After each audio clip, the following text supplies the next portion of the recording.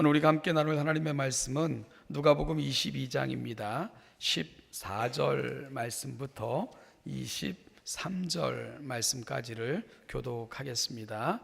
누가복음 22장 14절로 23절 말씀을 같이 읽겠습니다. 교독합니다.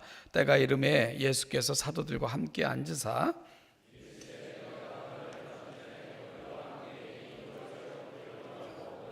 내가 너희에게 이르노니 이 유월절이 하나님의 나라에서 이루기까지 다시 먹지 아니하리라 하시고,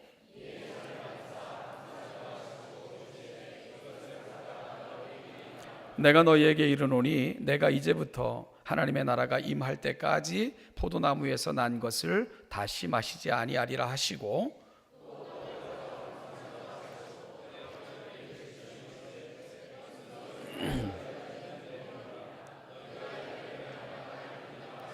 저녁 먹은 후에 잔도 그와 같이 하여 이르시되 이 잔은 내 피로 세우는 새 언약이니 곧 너희를 위하여 붓는 것이라.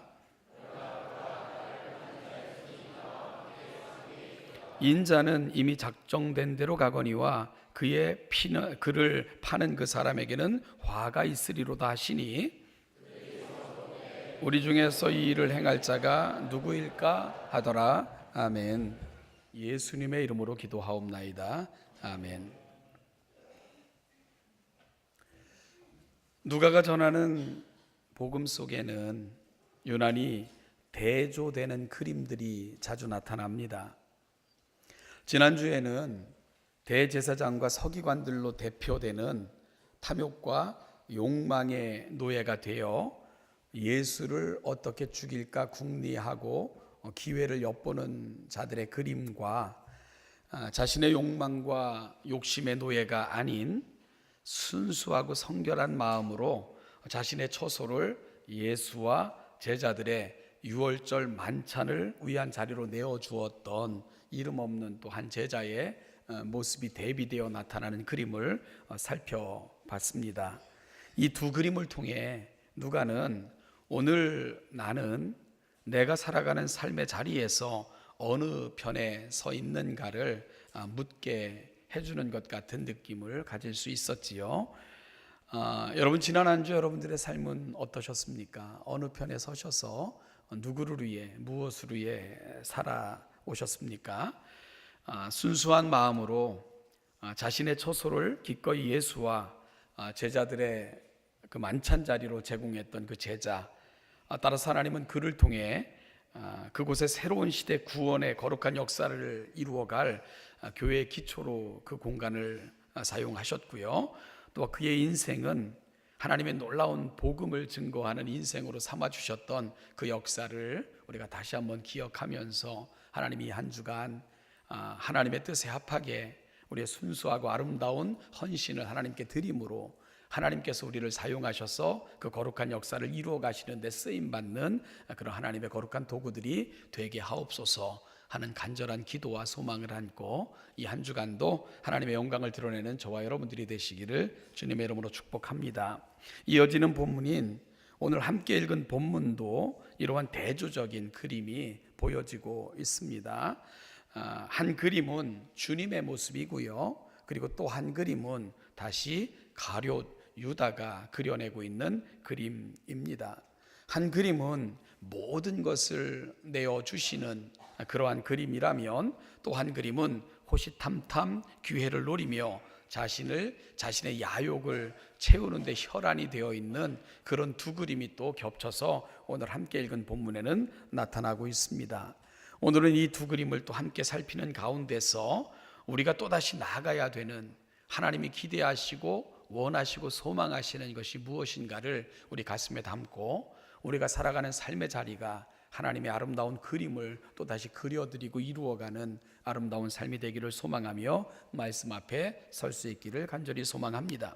오늘 본문은 때가 이름에 예수께서 사도들과 함께 앉으사라는 말로 시작이 됩니다.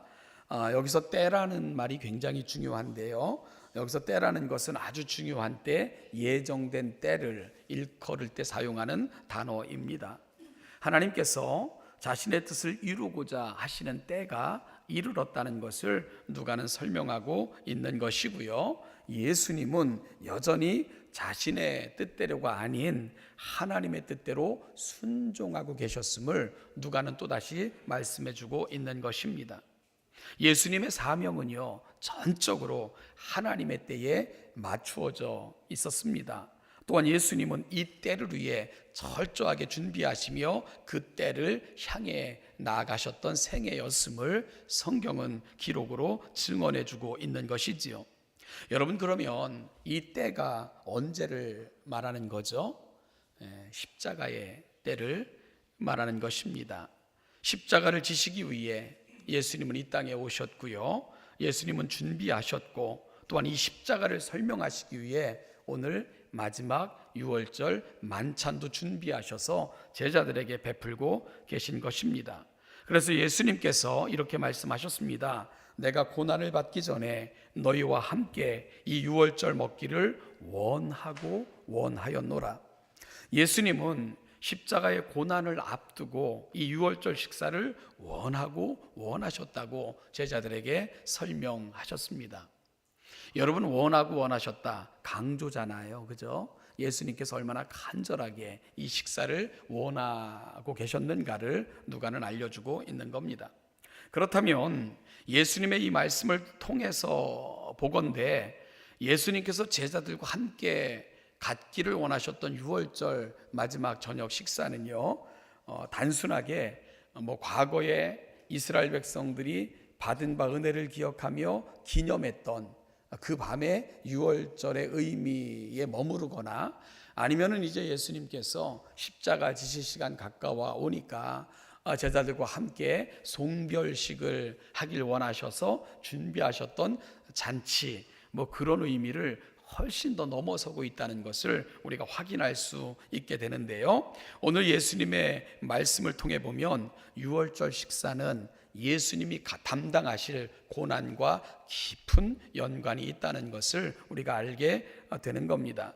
예수님께서 제자들과 나누기를 원하셨던 유월절 식사는 고난과 깊은 연관을 갖고 진행되고 있다는 것이지요. 여러분, 본문을 통해 이 부분을 좀 확인해 보면 16절에 가보면 내가 너희에게 이르노니 이 유월절이 하나님의 나라에서 이루기까지 다시 먹지 아니하리라 기록하고 있고요. 18절 말씀을 볼 것 같으면은 내가 너희에게 이르노니 내가 이제부터 하나님의 나라가 임할 때까지 포도나무에서 난 것을 다시 마시지 아니하리라 라고 말씀하고 있고요. 17절로 가보면 이제 이에 잔을 받으사 감사 기도하시고 이르시되 이것을 갖다가 너희끼리 나누라 이렇게 말씀하고 계십니다. 여러분, 오늘 구조를 보면 어떤 구조가 되어 있죠? 17절 그리고 나서 이제 그 18절 19절로 이렇게 갈 것 같으면 잔, 떡, 잔 이런 구조로 되어 있는 것을 보실 수 있죠. 그러니까 17절에서는 제자들이 예수님께 잔을 갖다 드려요. 그러자 예수님께서는 그 잔을 다시 제자들끼리 나누라고 이렇게 말씀하시는 걸 보게 되고요. 그리고 18절로 가보면 이제 예수님께서 다시는 이 땅에서 난 포도나무에서 난 것으로 마시지 않겠다 말씀하시고는 떡을 가져 축사하시고 나눠주시고 20절에 다시 잔을 나눠주시는 그런 장면으로 진행이 됩니다. 그래서 순서적으로 표현하면 잔, 떡, 잔 이런 순서가 되는 거죠. 그런데 여러분, 현대교회는 앞에 있는 잔을 생략하죠. 그래서 우리가 떡과 잔을 나누는 것으로 우리가 성찬 예식을 거행을 합니다. 그 의미들을 지금부터 제가 설명을 할 것입니다. 그래서 우리가 먼저 살필 것은, 그럼 먼저 예수님께서 제자들에게 나누라고 하신 그 잔은 어떤 의미가 있을까? 그럴 때 그것은 바로 유월절 식사 때 함께 나눈 잔입니다. 예를 들면 식사하는 자리에서 함께 우리 잔을 드세 그러면서 식사할 때 같이 든 잔, 그게 포도주인지는 정확하게 드러나고 있지는 않지만 어쨌든 포도주든 물이든 예수님께서 식사 때 함께 나누었던 잔이 바로 17절에 나타나고 있는 잔입니다. 그런데요, 다음 구절에서 조금 난해한 말씀이 나오는데요, 내가 너희에게 이르노니 이 유월절이 하나님의 나라에서 이루기까지 다시 먹지 아니하리라. 그러면서 포도나무에서 난 것을 다시 마시지 아니하리라 한 말을 보면 아마 그때 나누었던 그 잔은 포도주였을 것으로 우리가 추정할 수 있는 것이지요. 그러면요 17절에서 예수님께서 제자들에게 건네시며 너희끼리 나누라고 하신 그 잔은 어떤 의미가 있습니까? 어찌 보면 마지막 잔이 되는 거죠, 그죠? 마지막 유월절 잔이 됩니다. 왜냐하면 제자들에게 다시는 이와 같은 잔을 나누지 않아도 된다라고 말씀하고 계시기 때문입니다. 그래서 주님께서 축사하시고 제자들에게 나누라고 하신 잔은 사실은 그들이 이 땅에서 행하고 기념할 마지막 유월절 식사의 잔이 되는 겁니다. 여러분 그런데 궁금하죠? 이것이 왜 마지막 잔인가? 어떻게 이것이 마지막 잔이 될 수 있는가? 왜 예수님께서는 다시는 이 유월절을 기념하는 식사를 하지 말라라고 말씀하고 계신 걸까요? 그 이유가 19절, 20절에서 설명되고 있는 겁니다. 19절, 20절은 우리가 현대교회에서도 그대로 시행하고 있는 성만찬 예식의 모범입니다. 주님께서는 이를 행하여 나를 기념하라 부탁하셨기에 교회는 예수님께서 행하셨던 것을 다시 묵상하며 그리고 생각하며 그대로 그 예식의 모범을 조차 지금 이 땅에서 행하고 있는 것이지요. 여러분 그 성만찬 예식은 어떻게 진행됐죠? 먼저 주님은 떡을 떼어 제자들에게 주시면서 이렇게 말씀하셨습니다. 이것은 너희를 위하여 주는 내 몸이라 너희가 이를 행하여 나를 기념하라. 그리고 이어 저녁 먹은 후에 잔도 그와 같이 하셨다 누가는 기록하고 있습니다. 그러니까 누가의 기록에는 다른 복음서의 기록과는 약간의 시간적 갭이 있습니다. 다른 복음서들은 떡과 잔이 동시에 진행된 것으로 되어 있는 반면 누가는 시간 차이를 두고 떡은 식사 자리에서 떼어 나눠주신 것으로 식사 후에 잔을 돌리신 것으로 그렇게 설명하고 있습니다. 그러면서 말씀하셨습니다. 이 잔은 내 피로 세우는 새 언약이니 곧 너희를 위하여 붓는 것이라. 이것이 주님께서 유월절 마지막 식사를 하시던 자리에서 제자들에게 베푸신 것이며 제자들에게 건네신 두 번째 잔이 되는 겁니다. 그리고 떡과 잔으로 행하신 이 예식을 주님은 새 언약이라고 부르고 계신 겁니다. 그러니까 첫 번째 잔은 식사 자리에서 함께 나누었던 잔이 되는 거고요. 두 번째 잔은 바로 새 언약을 맺기 위해 주님이 제자들에게 첫 번째 잔은 예수님께서 먼저 받으시고 제자들에게 같이 마시자라고 권면한 것이 된다면 두 번째 잔은 예수님께서 제자들에게 축사하시고 나누어 주신 그렇게 해서 새 언약을 맺으신 잔이 되는 겁니다. 그리고 현대교회는 성찬 예식이라는 이름으로 주님이 행하셨던 이 일을 행하면서 그날 밤의 사건을 기억하고 기념하는 것이죠. 여러분 그러면 여기서 우리가 이와 같은 설명을 통해 두 가지 질문과 이에 대한 답을 찾으면서 오늘 말씀을 정리해 나갈 건데요. 첫 번째 질문은 뭐냐 하면 그러면 이 예식이 왜 더 이상 유월절 식사를 하지 않아도 되는 이유가 되는가 하는 것이 첫 번째 질문이고요. 두 번째 질문은 그러면 이 예식이 오늘을 살아가는 우리에게는 어떤 의미가 있는가 하는 것이 이 본문을 통해 저와 여러분들이 나누고자 하는 두 번째 질문입니다. 첫 번째 질문부터 살펴볼까요? 첫 번째 질문이 뭐였습니까? 예수님께서 행하신 이 예식이 왜 더 이상 유월절 식사를 하지 않아도 되는 이유가 되는가? 이 질문이었죠.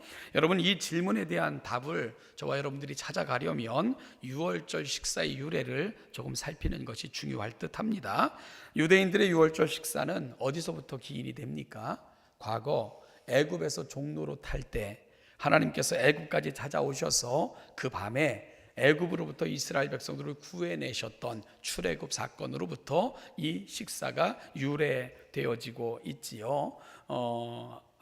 모세는 하나님의 거룩한 말씀을 듣고 이스라엘 백성들에게 전달하기를 양의 피를 문설주에 바르고 너희들은 급히 떠날 준비를 하라, 이렇게 명령을 하게 됩니다. 그래서 이스라엘 백성들은 양을 잡아서 문설주에 바르게 되고요. 그리고 발효되지 않은 빵과 그리고 미처 요리되지 않은 나물을 먹게 됩니다. 그래서 쓴 나물과 그리고 누룩 없는 빵을 먹고는 그걸 준비해 놨다가 급히 먹고는 떠난, 그것이 바로 유월절 식사의 기원이 되는 겁니다. 예수님 당시에도 이월절은 아주 철저하게 지켜졌고요. 지금도 전통 유대인들은 이월절을 그대로 지키는 모습을 볼 수 있습니다.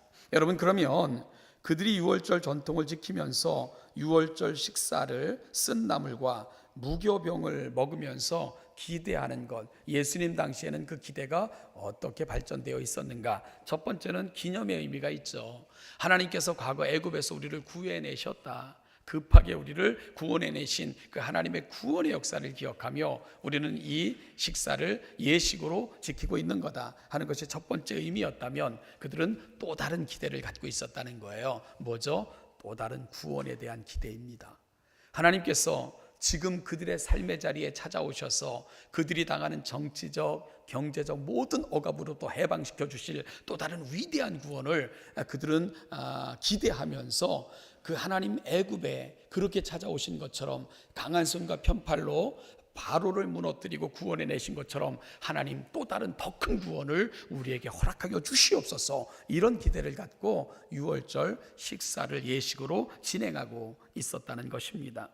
여러분, 바로 그들이 기대했던 그 큰 구원이 뭡니까? 바로 메시아입니다. 메시아가 오셔서 로마로부터 혹은 억압받는 모든 환경으로부터 그들을 구원해내시기를 간절히 소망하며 그들은 유월절 식사를 예식으로 지키고 있었던 것입니다. 바로 그들에게 예수님은 바로 그 유월절에 떡과 포도주를 떼어주시면서 이것을 자신의 살과 피라고 말씀하셨습니다. 그리고 예수님께서 그와 같은 예식을 통해서 이것이 너희와 내가 맺는 새 언약이라고 설명해 주셨습니다. 여러분, 새 언약이라는 개념을 통해서 옛 언약과 대비될 뿐만이 아니라 이것이 유월절에 이루어지고 있기에 옛 유월절에 하나님께서 행하셨던 위대한 일이 대체된다는 것을 예수님께서는 말씀하고 계신 것입니다. 과거에 어린 양의 피를 문지방에 발라 그들이 구원을 얻은 것처럼 또 다른 유월절이 그들에게 주어질 것이라는 것을 설명하는 겁니다. 바로 예수님께서 유월절 양이 되셔서 그의 피를 흘려 문지방 문설주에 바르심으로 모든 죄의 저주가 넘어가는 또 다른 구원, 더 큰 구원을 그들에게 허락하실 것을 오늘 유월절 예식을 통해 예수님께서는 설명해내고 계신 것입니다.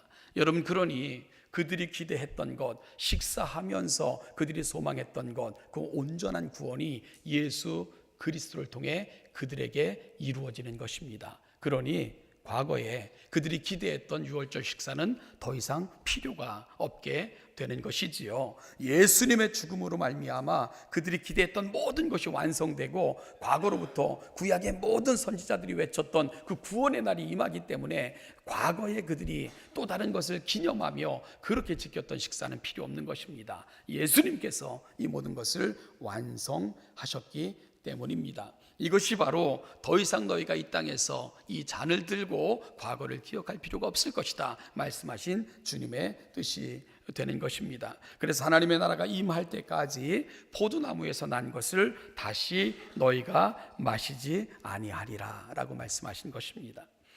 여러분, 이 마지막 식사가 유월절에 이루어진 것이 그렇게 의미가 있는 거예요. 그래서 예수님께서는 그토록 간절히 이 식사를 하시기를 원하셨던 것입니다. 왜냐하면 유월절, 새로운 유월절이 그들에게 임했고 놀라운 하나님의 구원이 그들에게 성취됐다는 것을 예수님은 옛 유월절을 기념하는 사건을 통해 새로운 유월절을 선포하고 계신 것입니다. 그래서 일찍이 예레미야 선지자는 예레미야 31장 31절부터 34절에서 이렇게 말했습니다. 나 여호와가 말하노라. 보라, 날이 이르리니 내가 이스라엘 집과 유다 집에 새 언약을 세우리라. 나 여호와가 말하노라. 그러나 그날 후에 내가 이스라엘 집에 세울 언약은 이러하니 곧 내가 나의 법을 그들의 속에 두며 그 마음에 기록하여 나는 그들의 하나님이 되고 그들은 내 백성이 될 것이라. 이 위대한 언약, 바로 유월절 마지막 밤, 그 밤에 예수님께서는 자신이 친히 어린 양이 되셔서 유월절 양이 되셔서 이루어내신 것입니다. 이것이 바로 첫 번째 질문에 대한 답이 되는 것이지요. 그러면 우리가 이제는 두 번째 질문에 대한 답을 해야 됩니다. 여러분, 두 번째 질문이 뭐였습니까? 그러면 이 예식이 오늘을 살아가는 저와 여러분들에게는 어떤 의미가 있는가 하는 것이 질문이었습니다. 자, 우리가 14절을 한번 좀 보실까요? 14절 이렇게 시작됩니다. 때가 이름에 예수께서 사도들과 함께 앉으사, 이렇게 표현하고 있는데요. 여러분 14절을 읽으시면 조금 특별한 단어가 등장하는 것을 확인하게 됩니다. 뭘까요? 짐작을 해보시죠. 어떤 말이 좀 특이한 단어일까요? 사도들이라는 단어입니다. 다른 복음서는 제자들, 12제자, 12과 이렇게 표현하고 있는데, 누가는 특별히 예수님과 함께 잔치 자리에 앉아있는 무리들을, 예수님의 12제자를 사도들이라고 표현하고 있는 것을 살피게 됩니다. 여러분, 이것은 다른 복음서와는 아주 구별되는 점인데요.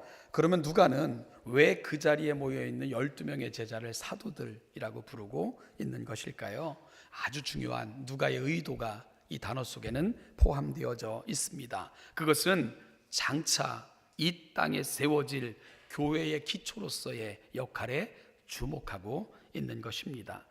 여러분, 장차 사도들이라 불려진 분들이 감당했던 아주 중요한 두 가지 사역이 뭔지 아시죠? 교회를 세우는 것입니다. 그리고 또 한 가지는 하나님의 말씀을 기록하는 것입니다. 그리고 그 말씀의 터 위에 교회를 든든히 세워가는 것입니다. 이것이 바로 사도들에게 주어진 특별한 사명입니다. 사도들이라 불려진 자들에게 주어진 놀라운 특권과 사역이었습니다. 이것으로 인해 예수님께서는 그 12를 특별히 택하셔서 3년 동안 밤낮으로 부활하신 후에도 승천하지 못하시고 훈련하시고 또 훈련하셔서 이 일 감당할 수 있도록 준비하셨던 것입니다. 앞서 누가복음을 강의하면서 말씀드렸던 것처럼 누가는 이방인입니다. 어찌 보면 성경을 기록한 인물 중에 유일한 이방인이라고 말해도 될 것입니다. 그는 유대인이 아닙니다. 따라서 이방인인 누가에게 있어서 그 마지막 날밤 예수님께서 제자들과 함께 떡과 잔으로 맺으신 새 언약은 단순히 유대인들만을 위한 예식이 아니라는 것을 강조하고 싶었던 것입니다. 여러분, 이것은 단순히 12제자와 그들로 대변되는 유대인들의 예식이 아니라 사도들이라는 개념을 통해 하나님께서 세우실 교회, 그리고 그 교회를 통해 하나님의 자녀로 편입될 온 세상의 사람들, 이들이 바로 이 예식에 참여하고 있다는 것을 누가는 분명히 보여주고 선포하고 싶었던 것입니다. 이 놀라운 구원의 역사는 유대인들만의 역사가 아니고요, 전 인류에게 미칠 기쁨의 큰 소식이라고 누가는 알려주고 싶었던 거예요. 그래서 예수님이 이 땅에 오셨을 때에 누가가 전한 특별한 메시지가 있잖아요. 여러분, 그것이 뭡니까? 온 인류에게 미칠 기쁨의 큰 소식을 안고 예수가 이 땅에 오셨다. 그렇게 누가는 예수님이 이 땅에 오신 소식을 전하고 있는데요, 그 마지막 부분도 바로 함께 가는 것입니다. 예수님께서 자신이 유월절 양이 되셔서 이 땅에 오신 그 놀라운 의미, 전 세계 온 인류에게 미칠 이 기쁨의 큰 소식을 친히 유월절 양이 되셔서 이루고 계신 거다. 이 그림을 누가가 보여주고 싶은 것입니다. 그래서 누가는 이 예식 속에는 모든 인류가 함께 포함되고 있다는 의미에서 그 자리에 모여있는 제자들을 사도들이라고 표현하며 그들을 통해 모여질 온 교회를 바라보며 이 복음서를 기록하고 있는 것이지요. 자, 여러분, 그러면 이것이 오늘을 살아가는 저와 여러분들에게는 어떤 의미를 주는 거죠? 여러분, 그렇습니다. 바로 예수님께서 맺으신 그분의 살을 찢고 피를 흘리실 것을 미리 상징적으로 보여주시면서 맺으신 그 새 언약에는 저와 여러분들도 참여하고 있다는 거예요. 사도들을 통해 세우실 교회를 바라보며 예수님께서는 이 언약을 맺고 있는 것처럼 바로 교회를 부름받은 저와 여러분들도 이 예식 속에 포함되어져 있다는 겁니다. 따라서 이 이야기는 그 당시 그 자리에 있던 12제자의 이야기, 유대인들의 이야기가 아니라 모든 시대 하나님이 부르실 교회의 이야기, 그래서 바로 저와 여러분들의 이야기가 되는 것입니다. 이것이 바로 그 밤에 예수님께서 맺으신 새 언약이 갖고 있는 중요한 의미인 것을 우리가 확인받을 수 있어야 됩니다. 예수님께서 떡을 떼어 제자들에게 나눠주실 때 우리도 거기 참여한 거예요. 예수님께서 잔을 들어 제자들에게 나눠주실 때 우리도 그 잔을 받은 것입니다. 바로 사도들 속에 저와 여러분들의 그림이 하나님의 선명한 그림으로 남아있기 때문입니다. 교회는 바로 이러한 사실을 확인하고자 성찬 예식을 거행합니다. 여러분, 이것은 단순한 기념이 아닙니다. 그래서 칼빈은 우리가 떡과 잔을 나눌 때 성령께서 우리 가운데 영적으로 임재하신다 하면서 성만찬 사건의 그 중요한 의미를 저와 여러분들에게 설명하신 거죠. 우리와 연합하시고 우리 속에 거하시고 우리와 동행하신다는 거예요. 이것이 바로 성만찬이 갖고 있는 중요한 의미라고. 그래서 오늘 우리는 또다시 여기서 주님이 맺으신 그 밤에 참여하는 자가 된다고 칼빈은 설명했던 것입니다. 결국 성만찬은 주님께서 이 땅에 오신 이유에 대한 구체적인 설명이셨고요, 십자가의 의미에 대한 마지막 설명이셨고, 궁극적 주님의 그 이 땅에 오신 목적에 대한 성취에 대한 설명이셨던 것입니다. 그리고 이어지는 본문 21절 이하에서 여러분, 우리는 또 다른 그림을 하나 보게 됩니다. 가룟 유다입니다. 예수님께서 마지막 밤 이걸 설명하고 계신 거예요. 내가 죽을 거다, 내가 유월절 양이 될 거다. 이것은 바로 애굽에서 하나님께서 크신 손과 편팔로 너희를 인도해 내신 것처럼 하나님께서 이루실 놀라운 구원의 역사가 될 거다. 그것을 위해 내가 유월절 양이 되어 죽을 거다. 내 살과 몸을 찢고 그리고 또한 피를 흘림으로 너희에게 이 놀라운 구원이 이루어질 거다. 그 밤에 이걸 설명하신 거예요. 그런데 여러분, 그걸 다 들었거든요. 참여했거든요. 그럼에도 불구하고 유다는 돌아서지 않은 거죠. 그 주님의 은혜 앞으로 나아가지 않은 것입니다. 결국 그는 하나님을 등지고 떠나는 안타까운 인생이 되고 만 것입니다. 영원히 십자가를 등지는 머나먼 길로 가고 먼 것입니다. 성경은 끊임없는 하나님의 찾아오심과 설득입니다. 여러분, 성경을 읽어보면 우리가 하나님께 나아갔던 적이 별로 없어요. 늘 하나님이 찾아오십니다. 찾아오셔서 설명하시고 설득하시고 때로는 눈물을 흘리면서 호소하시고 그러면서 우리에게 돌아오라고 그토록 호소하실 듯 그 하나님의 마음을 보여주는 책, 그 책이 바로 성경입니다. 그런데 여전히 떠나는 유다의 뒷모습, 오늘 우리의 모습은 아닌가? 그의 모습을 통해 우리는 또다시 우리의 이야기들, 우리의 그림을 그릴 수밖에 없는 거죠. 사랑하는 여러분, 그러면 결론적으로 이 새 언약에 참여한 우리는 어떻게 살아야 될까요? 누가는 이런 결론을 내리고 있지 않겠습니까? 유다의 결론을 되풀이하지 말라는 것입니다. 대제사장들과 서기관들의 그림을 그리는 인생이 되지 말라는 것입니다. 라우풀의 꿈이라는 시가 있습니다. 이런 이야기입니다. 서사시처럼 되어 있는 건데요, 라우풀 공이 예수님께서 성만찬에 쓰셨던 은잔을 찾기 위해 자기가 오래 살던 성을 떠났다. 제가 그대로 읽어 드릴게요. 말에 채찍을 가해 성문을 빠져나가려는 순간 아주 남루하게 차려입은 거지가 라우풀 공에게 자선을 청했다. 그는 먼 길 나서는 초장길부터 거지가 내민 손은 재수 없다고 생각하면서 동전 한 푼을 던져주고 갔다. 라우풀공은 예수님을 섬기는 것은 그 귀한 은잔을 찾는 것이 그 은잔을 찾는 것인 줄로 생각하고 멀리 그 은잔을 찾아다녔다. 세월이 흘러 그가 가진 돈은 다 떨어지고 건강도 쇠약하여졌으며 그는 지쳐서 기진맥진하였다. 백발이 성성하여 그제서야 겸손하고 성화된 마음, 가난한 마음이 되어 자기가 살던 성으로 돌아올 그 무렵에는 무르익은 누런 벼이삭처럼 고개가 숙여졌다. 그는 겸손한 사람이 되어 있었다. 그동안 그에게는 깊은 죄의식과 함께 자비심과 동정심도 생겼다. 그가 성으로 돌아오는 초입에서 그가 출발할 때 손을 벌려 자비를 구하던 바로 그 거지를 다시 만나게 되었다. 그 거지가 다시 그에게 구걸을 하자 그는 지금 내게 아무것도 줄 것이 없지만 내가 먹을 빵 반쪽이라도 함께 나눠 먹세 하며 반쪽 빵의 절반 이상을 두 쪽으로 나누어 그 거지에게 주었다. 또 그 거지가 목말라 하자 손수 말에서 내려 다 깨어진 표주박을 가지고 손수 우물에 가서 물을 한 잔 떠다가 그 거지를 대접했다. 그런데 그 거지가 호련히 예수님으로 변했다. 예수님께서는 그에게 그래 라우풀공, 그대가 찾는 은자는 바로 이 표주박이고 이 냉수는 나의 피이며 네가 나눠준 이 빵 조각이 나의 살이라네 라고 말씀하셨다. 이런 시예요. 여러분, 교회는 여전히 성만찬을 행합니다. 그런데요, 우리는 예수와 연합하나요?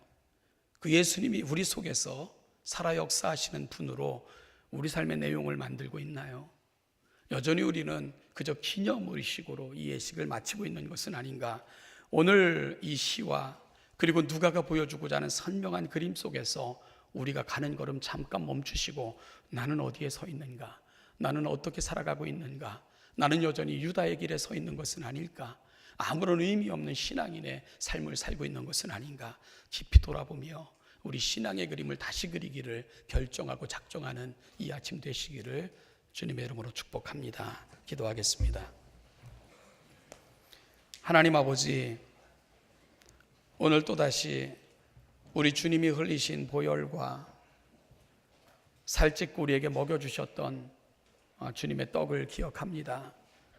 아버지 하나님, 그토록 우리 가운데 거하시며 새로운 생명 주시기 위해 하늘 보좌 버리시고 오셔서 모든 것 쏟으시며 사랑하셨던 우리 주님, 그리고 우리 가운데 거하시며 함께 살기를 그토록 소원하셨던 내 주님, 오늘 우리는 어디에 서 있으며 오늘 우리에게 주님은 어떤 분이시며 그 주님이 흘리신 그 피와 주님이 찢으신 그 살을 통해 나는 새로운 삶의 자리로 나아가고 있는가 묻고 또 물으며 오늘 하나님 말씀을 통해 보여주신 그 선명한 그림을 가슴에 담고 소망하며 우리의 삶의 자리로 돌아가는 아름다운 주의 백성들 되게 하여 주시옵소서. 감사드리며 예수님의 이름으로 기도하옵나이다.